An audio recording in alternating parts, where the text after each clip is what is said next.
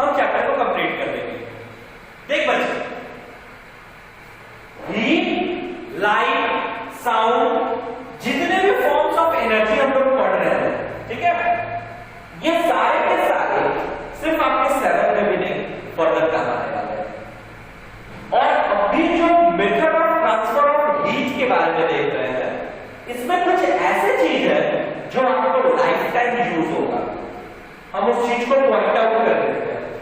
Conductor, insulator, conduction, convection, radiation, मतलब अगर physics chemistry देख ले तो हर जगह तेरे को मिल जाएगा। आते अपने टॉपिक पर, 2 लास्ट टॉपिक बच रहा था, method of transfer of heat एक पढ़ना था और एक था थर्मोफ्लैक्स। इसको कंप्लीट करने के बाद इसी वीडियो में थर्मोफ्लैक्स पे हम लोग जिक्र करेंगे, सो डोंट वरी। अब है कि हीट का ट्रांसफर होता है, ये लोग समझ गए, बट उसका मेथड क्या, कैसे ट्रांसफर होगा?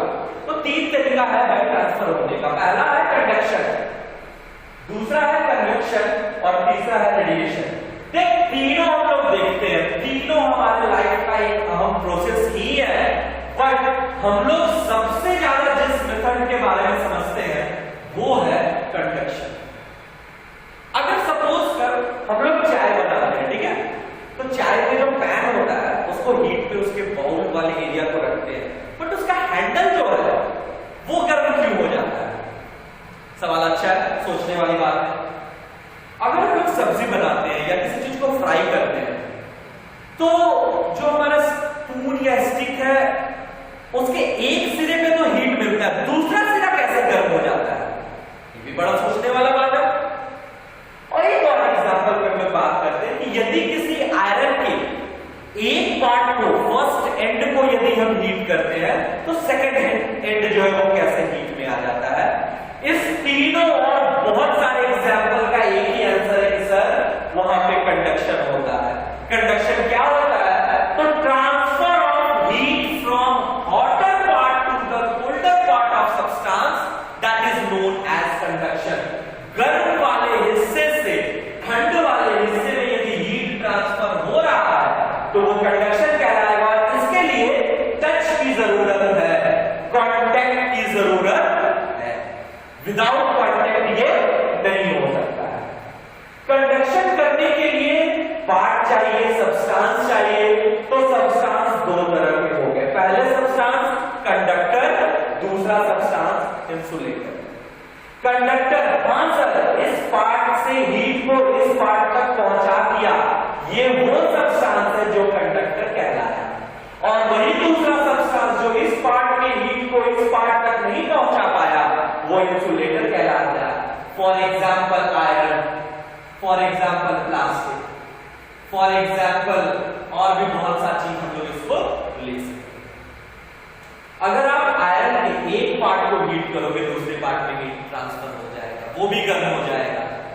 अगर आप प्लास्टिक के एक पार्ट को हीट करोगे तो वो दूसरे पार्ट में हीट को ट्रांसफर नहीं करेगा। इस वॉल के एक पार्ट को आप हीट करोगे तो दूसरे पार्ट के हीट को ये ट्रांसफर नहीं करेगा। तो वैसे सब्सटेंस जो हीट को ट्रांसफर करते हैं, that is known as conductor, and those substance which does not able to move और pass heat through it is known as insulator. देख, मेरा क्रेडिट थोड़ा सा गड़बड़ है, मैनेज कर लेना मेरा। अब आया convection. Convection means movement of substance होना चाहिए, हीट का ट्रांसफर होना चाहिए, बट सब्सटेंस के मूवमेंट के साथ साथ। मान लेते हैं हम यहां से वहां सामान लेकर गए, हम गए तब तो मेरे साथ सामान गया ना। सपोज आप स्कूल आ रहे हो, स्कूल बैग लेके आप आ रहे हो, तब तो आपका स्कूल बैग आ रहा है। ऐसा तो नहीं है आप घर में हो स्कूल बैग यहां पहुंच जाए, ऐसा पॉसिबल है क्या? नहीं है पॉसिबल। तो सब मूवमेंट ऑफ सब्सटेंस के साथ यदि हीट ट्रांसफर हो रहा है तो उसको हम लोग कन्वेक्शन कहेंगे। कन्वेक्शन का सबसे अच्छा एग्जांपल है, आप लोग पहले भी पढ़े हुए हैं, सी ब्रिज और लैंड ब्रिज।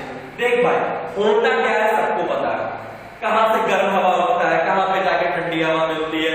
बट अगर हम बताएं और उसको नोट्स बनाओ, मजा नहीं आएगा। आप नोट्स बनाओ, हम आपको थ्रू आउट टॉपिक देते हैं। सी ब्रिज क्या है? कूल एयर जो कि समुद्र से उठ करके लैंड की तरफ मूव आउट करता है, that is what sea breeze. याद रखो, सी मींस सी से आएगा और लैंड मींस लैंड से आएगा। क्लियर है? कोई इशू इसमें? फिर से सी ब्रिज में सी से आएगा लैंड की तरफ टू लेयर और लैंड ब्रिज में लैंड से आएगा सी की तरफ to layer. Is it clear to you all? Now radiation. Radiation में सिर्फ हीट ही ट्रांसफर नहीं होता, एनर्जी भी ट्रांसफर होता है और हीट एक एनर्जी का फॉर्म है तो वो भी ट्रांसफर होगा। इसको ट्रांसफर करने के लिए किसी मीडियम की जरूरत नहीं है और जहां मीडियम न हो वो जगह वैक्यूम कहलाएगा। सिंपल सी बात है, यानी कि आसान शब्दों में कह सकते हैं कि इसमें ट्रांसफर ऑफ हीट वैक्यूम में जो हो वो radiation. For example sunlight, room को एयर टाइट पैक कर दो, न साउंड बाहर जाए न लाइट बाहर से आ पाए, फिर भी बाहर आग जलाओगे तो हीट तुम्हारे पास आएगा नहीं, सन का हीट तुम्हारे पास आएगा नहीं। एक दीवार बना हुआ है, लाइट उधर से आ नहीं पा रहा है, साउंड उधर से आ नहीं पा रहा, बट हीट आ जाएगा। भाई साहब हीट वैसे ही जिसको ट्रांसफर करने के लिए मीडियम, कोई मीडियम की जरूरत नहीं होती है, वैसे वाले पार्ट को हम लोग ट्रांसफर ऑफ हीट को हम लोग रेडिएशन कहते हैं। इन नेक्स्ट इसी में एक लास्ट टॉपिक बच रहा है थर्मोफ्लैश, वो हम पढ़ा लेते हैं। थर्मोफ्लैश छोटा सा उसका घर का नाम है, सबके घर में होगा, उसको हिंदी में थर्मस कहते हैं। कैसे वो काम करेगा इसको इरेज करते हैं, एक्सप्लेन करते हैं। Stay tuned. चलो अब हम लोग को पढ़ना है थर्मोफ्लैश के बारे में। देख बुक लेके पढ़ा रहे हैं क्योंकि यहां पे फिगर दिख रहा है, अगर फिगर पे जूम कीजिएगा,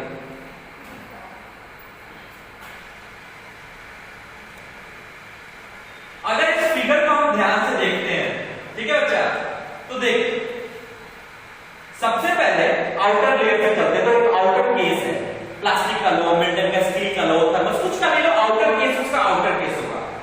उसके बाद एक सिल्वर बॉल है और सिल्वर जो है वो गुड रिफ्लेक्टर ऑफ हीट माना जाता है, अच्छा रिफ्लेक्टर होता है, यानी हीट आता है और उससे रिफ्लेक्ट होकर पूरा का पूरा थोड़ा बहुत ही अंदर जा पाता है या आ पाता है। फिर है वैक्यूम। अब मतलब वैक्यूम है तो वैक्यूम में सिर्फ रेडिएशन हो रहा है ना, सिर्फ रेडिएशन होगा। फिर है ग्लास वेसल, मतलब ग्लास का जो परत वाला जो तुम्हारा बॉटल है वो है, और ये डबल लेयर है। डबल लेयर होने का रीजन क्या वो हम लोग बात करेंगे। फिर स्टॉपर लगा हुआ और कैप लगा हुआ। अब इस चीज को यहां पे समझते हैं।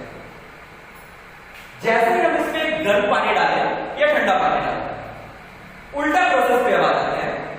गर्म पानी डालें तो उसको डबल लेयर ग्लास वेसल मिल गया, मान लो एक लेयर से थोड़ा बहुत हीट गया भी तो दूसरे लेयर में आकर के बैठ गया। फिर उसको सिल्वर कोटिंग वॉल मिला जो कि हीट को बाहर नहीं जाने देता ना अंदर आने देता है, और फिर उसको उसके बीच में वैक्यूम भी मिल गया। वैक्यूम में क्या होगा कि हीट जो जाएगा वो वहीं पे रह जाएगा।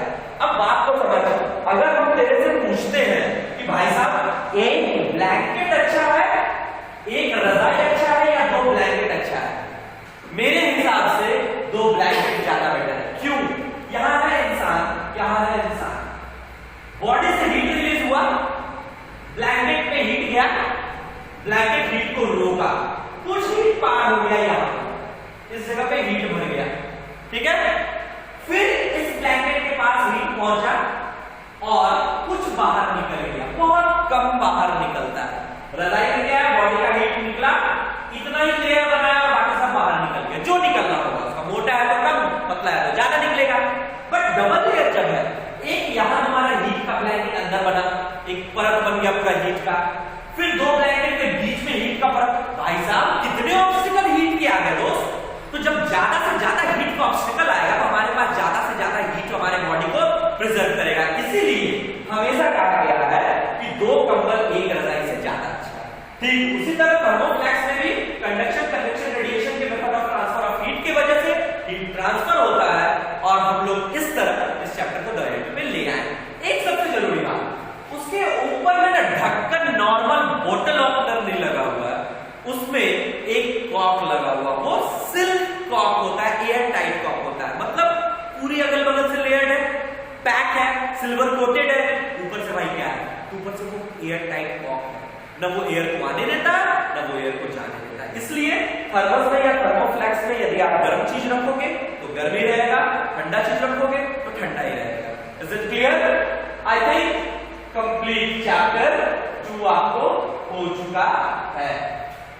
अब इस चैप्टर का नोट्स, क्वेश्चन आंसर करना है, क्वेश्चन आंसर लाइव क्लास में डिस्कस करना है और हम लोग नेक्स्ट वीडियो में नेक्स्ट चैप्टर पे आ जाएंगे। So guys, thank you very much and stay in your home, inside your home, stay safe and be well. Thank you very much.